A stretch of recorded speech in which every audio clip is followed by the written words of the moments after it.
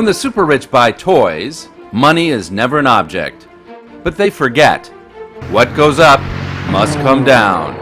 And when the payments stop, these two guys are waiting for them.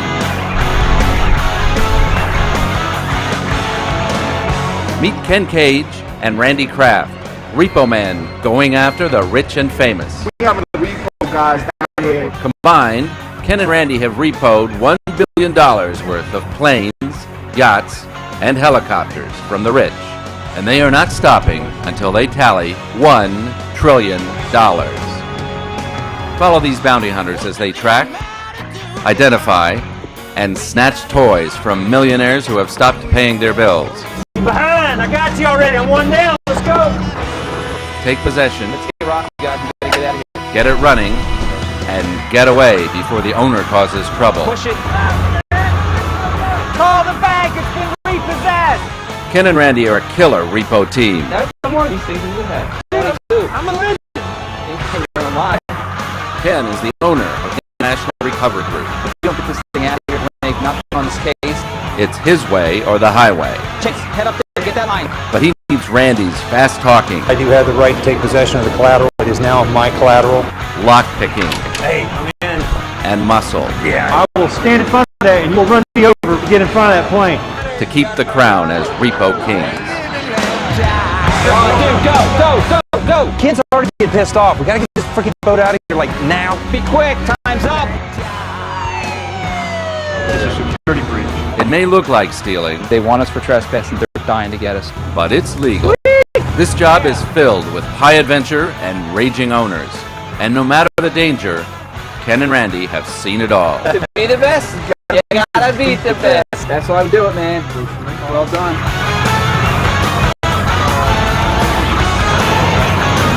You got it about right. These are the Repo Kings.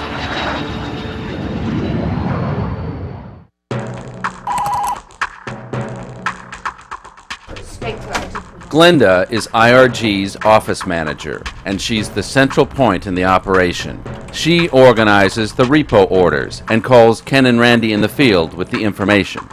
She fields a request from a new client to repo a luxury yacht and calls Randy to get him moving on it. Hey, where are you? I've got a 66-foot ocean in Cape Canaveral that needs you now. What? Hey, bank just called. They want it right now. The bank doesn't have much information on this one, but feels that if Ken and Randy don't repo it soon, it will be moved offshore and could be lost forever. Glinda, there is no way I'm going to make it there before dark. So I suggest you call your guardian angel and have him fly you. Oh yeah, you're funny. We do not have any time for me to do any background check. I have no hull ID number. I can try and get that while you're on your way, but you've got to go now. This repo order is for a 2001 66-foot luxury ocean yacht named the Mary Rose, with 4 bedrooms, 3 bathrooms, and a unique enclosed air-conditioned flybridge. Last reported location is in Cape Canaveral, Florida. It has a value of over $2 million, which will translate to a profit of over $200,000 to IRG, if they can repo it. There are 3 steps to a successful repo. First, Ken and his team will need to find and ascertain the yacht's physical location. 25-year veteran pilot Dave Larson takes one of their previously repoed planes and conducts an aerial surveillance of the marina where they suspect the 66-foot ocean yacht is located. You can call me, Dad, if you find this boat. Just look for that flybridge, boss. This is Ken. Dave makes a visual confirmation of the ocean yacht at the reported location Alright, I got it. and returns to join the rest of the repo team. You guys ready for the ID number? My son Chase, he's working with a company now. This is his first big one. I mean, he's never done one on his own or actually been a part of something of this magnitude. Ready?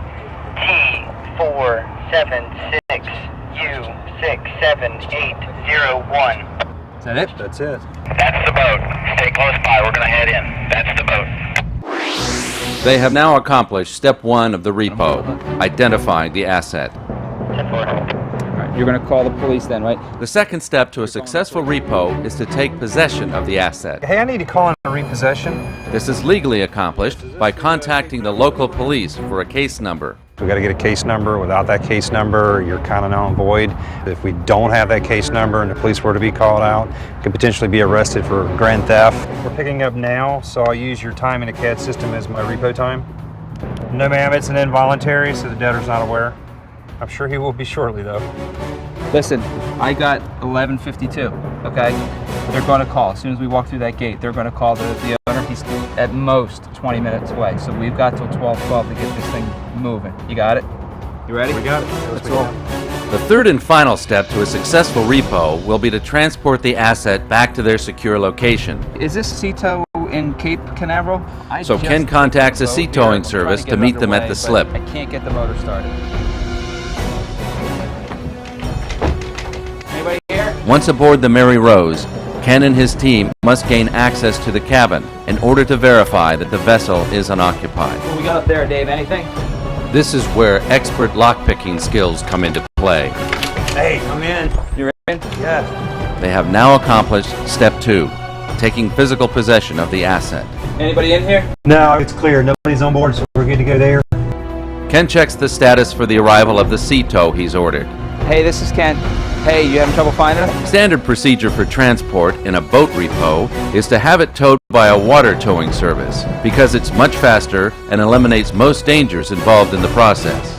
Not knowing the boat's history and condition could present significant dangers in open water. Fires, grounding on rocks, and even sinking could occur without warning. You're going to get that tow company to rake. Are you kidding me? The sea tow company informs Ken they're delayed and unable to get there. They have only 12 minutes left for this repo to be successful. There's no chance you can get somebody out here right away. Oh, is it top unlocked? Let me call the captain. Just found out from Ken that the towboat company's not going to make it out here. Apparently they got some other delays, whatever's going on, which is a pain in the ass because we've used them several times. You got nobody else? Brian, we need you, man. Dave immediately contacts an available skipper who is familiar with this particular Come on down the boat. dock, Ryan. We're dead in the water. How far away are you? We got nothing. They bailed on us. He's right up at the end. He'll be here in a minute. All right. Now knowing that they will have to start the yacht to transport it, Ken and Dave hit the engine room to determine the condition of the motor. I don't think this boat's moving in a few months, like you said. We got 4 dock lines on this boat, so as soon as the motors are fired up, we're going to pop those lines and get out of here. Is the captain here yet? As soon as he shows up, tell him to get this thing cranked up. 10-year veteran certified boat captain Ryan O'Neill arrives. All right, see what you can do for us, man. He is rated to operate this class of yacht, but could run into problems because he's never operated the Mary Rose. Come on, brother, I got confidence in you.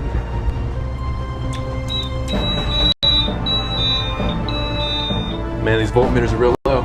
Because the yacht has been sitting for a while, its primary battery has run low. Now I'll try to crank it right now. I asked him to go ahead and see if he could bump the motors. Just by chance we could get a lucky start on it. It didn't work. How we doing up there? Hey, listen, we got low voltage up here. The worst comes to worst, I'm saying if we can get some juice to the generator, Right. at least get that fired off and maybe get something fired off back to the motors. Ken and his team will need to combine the auxiliary and primary power to start the generator and engines. They have only 4 minutes left to move this boat. Get that generator rolling. We'll make it happen, brother. Hang on. If we have to, we'll move these lines and push it out. That owner can't get on this stupid boat. Hang on. Dave and them's going to get right here. All right, give us a minute. We're gonna... Anything? Finally, they're able to start the boat engines. Sweet! Come on, guys, let's go. All right, let's go.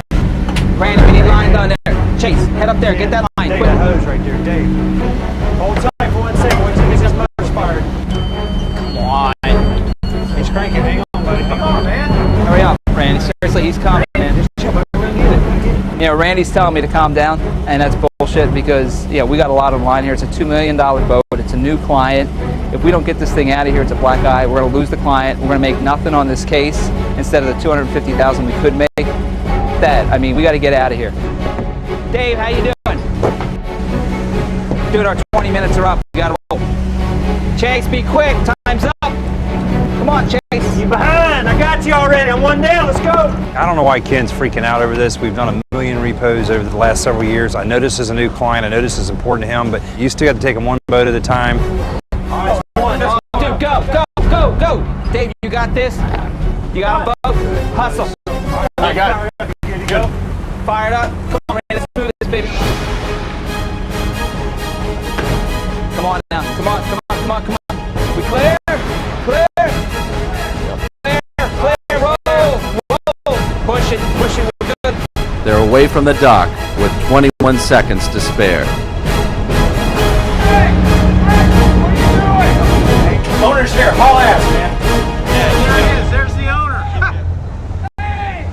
Call the bank! It's been repossessed! Call the bank!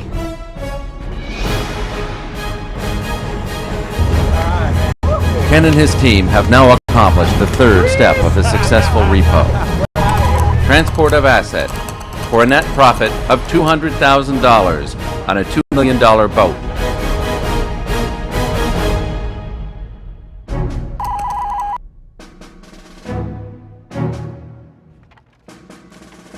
Another repo order has just come into the office.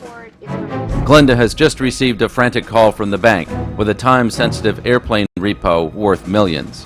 If they don't get this one tonight, the bank will hire someone else. She calls Ken and Randy in California, where they are repoing another plane. Good morning, sunshine. This is your wake-up call. I need you in Orlando now. What? I got a citation. Bank has been screaming at me since 6 o'clock this morning. Whatever you're doing in California's got to go on hold because they want you here now. This repo order is for a 2001 Cessna Citation 3 business jet. It can fly at an altitude of 50,000 feet and has a range of over 1,800 miles at 425 miles per hour. The Citation can seat 9 passengers, making it one of the most comfortable and popular cruising business jets on the market. Last reported location is at Orlando International Airport. It has an estimated value of $3 million, which translates to a profit of $300,000 to IRG once the repo is complete. This is a big order for Ken and his team. There are 3 steps to a successful repo. First, Ken and his team will need to physically locate the plane. Planes are harder to locate because they can be moved very quickly and hidden easily. The hunt is on. In order to find this particular plane, Ken and Randy have to call in a few favors with people they know at the airport. They learn that the plane is not in its reported location, but after a few more calls, they locate it in another hangar at the same airport. I got you. Now we got it. When the repo team arrives at the airport, they have to find a way in without alerting anyone. But that's almost an impossible mission with Homeland Security. But the planets are aligned. On pure luck, someone has left a side door open. This hangar is not secured. If only the rest of this repo could go this easily. It's better to be lucky than good, boss. Once inside, they discover an airport crew busy moving a number of planes out of the hangar using large aircraft tugs. They spot their target plane among them, confirming it by the tail number. If they're pulling our airplane out, we just got here in time. Ken and Randy have now accomplished step 1, identifying the asset. The second step to a successful repo is to take full physical possession of the asset. It is their plane to lose. This plane's mine. It's going to leave here tonight. Ken and Randy move in to take possession. Okay. Are you getting this moved down for us? No. The citation. Yeah, I'm the owner. Did you guys call him? No, I didn't call. Joe, You have a badge? oh, I have a badge. Yeah, like a No, I have. Oh, no. It's repossessed. Yeah, I know. Yeah. We have another repo guys down there with aircrafts in our hangar, and they're actually going into 129 Golf Bravo. Actually, we need to call the police or call the GM and know that they're here for that also. Is Rick the GM still? Yeah. He knows it. Right. But I need to come on top. Called in so the police know who we Okay. Won't find anything. I'm just acting like I don't know. That's fine. That way I'll be Just so you secure. know. My bread and butter's clean, and your bread and I butter's want you to keep your job, buddy. cool. In order to take full physical possession of a plane, Ken and Randy must not only get inside the plane, but they must also locate the aircraft's flight logs. Without the plane's flight logs, the value of the repo is less than half the market rate. In this case, from $3 million to less than $1 million. Fortunately, they find the logbooks inside the plane. You got plenty of fuel? Yeah, 2,000 pounds. Now the most tricky part of a plane repo. Step 3, transport. Now they must not only get the plane out of the hangar, but must also fly it back to their base of operations, where Glinda will be waiting to check it in. Ken and Randy are still dealing with the hangar personnel, who they discover are not too happy to have them take business away. I'm not gonna leave my plane, ain't they? All right. Yeah, it's only Hey, that's due all right. diligence I'll on just my do end. my job. If you could give Rick a call and let him know, dude, just get the camera off my face. That's not going in front of the plane. You're gonna run me over to get that in front of the plane. I'm gonna tell you that now. I will stand in front of that and you will run me over to get in front of that plane. There's no way that tug can go in front of this plane, because if it does, then I lose this repossession, and that's how I make my money. Yeah, no, that's not gonna work. He wants to play those games, then we're gonna have some issues here. I'm telling you now, there's no way, no how it's going to happen. When we talk to him, I'll talk to him. I'm not going to allow you to stand and put equipment in front of this plane. You cannot harbor collateral. You are in private property, and OPD is on their way over there, so that we can do things in order. Copy? I do copy that. Things were done in order, private property or not. I do have the right to take possession of the collateral. It is now my collateral. You cannot harbor my collateral, so understand that. Further difficulties arise when the Port Authority and Orlando Police get involved. And with the aviation authority. Okay, you have to have prior authorization from the airport. Although Ken and Randy are fully within the law for this repo, the Port Authority has decided to detain them until they can investigate the case further. This too could spell disaster for this repo and end everything right here. It's a security breach. Okay. The main concern is him. The Port Authority believes Ken and Randy have entered the hangar without proper identification and claim they are trespassing on federal property. We're concerned. I mean, to be perfectly honest with you, the airport authority wants us in prison. They want us for trespassing. They're dying to get us. Bank of America gave us the order. Did you have the door code? I didn't have any.